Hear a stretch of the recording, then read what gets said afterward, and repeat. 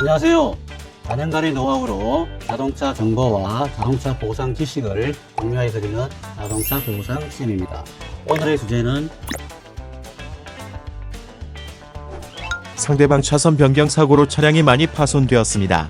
상대방 보험사에서 재과실도 있다고 하여 분쟁 중에 있습니다.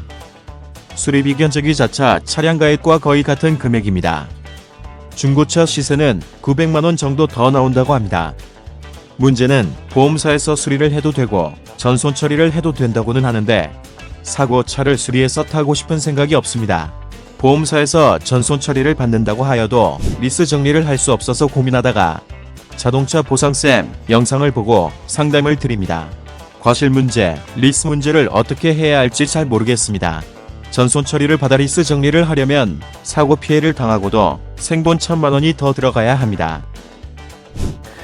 네, 리스 계약 차량이 증가하고 있는데 대파 사고가 발생하며 내가 가해를 했던 피해를 당했던 머리 아픈 게 대부분입니다. 우선 가실관계를 짚어보겠습니다.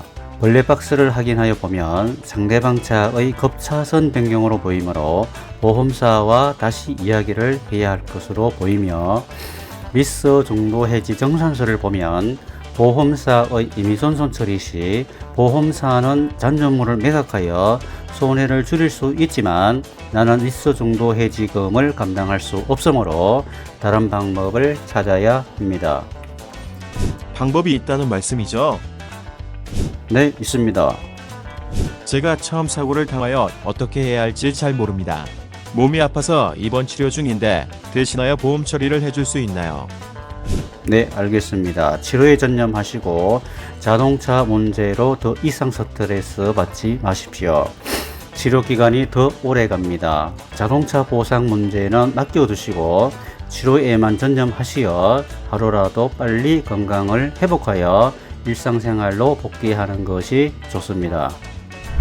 리스 계약 자동차가 사고를 당하면 대부분 머리 아프기 시작합니다. 자동차 보험 대물배상에 있어 피해자가 제3자하고 어떤 계약이 되어 있는 부분은 특별한 경우로 특별 손해로 보는 견해가 높습니다. 리스 계약은 제3자하고의 계약입니다. 일반 보통의 손해는 보상을 당연히 받지만 특별 손해는 보상을 받는 것이 쉽지 않다는 말씀입니다. 이번 사고가 없었더라면 생각을 하지만 정말 속된 말로 한장을 노르시죠. 벤처님의 사고 처리 과정을 말씀드리면 우선적으로 가실 문제 해결입니다.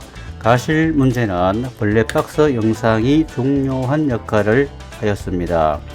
양보험사와 원만하게 신속하게 해결하고 수리, 전손, 미수선 처리를 분석한 결과 수리 시, 수리 기간, 수리 후 하자 문제, 사고 이력으로 시세 하락폭이 크다는 점, 전손 처리했을 때 보험사의 임의전손은 보상 한도액이 시세이므로 리스 계약을 해지할 수 없는 노릇입니다.